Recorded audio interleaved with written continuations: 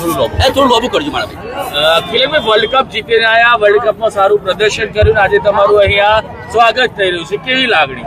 બહુ સારું લાગી રહ્યું છે કે આખા મોડાસાએ અમારું સ્વાગત કર્યું છે અને અમારા દેશ માટે અમે ટ્રોફી લાવવા માટે બહુ જ સારું લાગી રહ્યું છે અમને કે અમને ચાન્સ મળ્યો કે દેશ માટે કંઈક કરીએ અને અમે ટ્રોફી લાવ્યા તો બહુ જ સારું લાગી રહ્યું છે. અહીંયા સુધી પહોંચવામાં તમારી સફર કેવી રહી?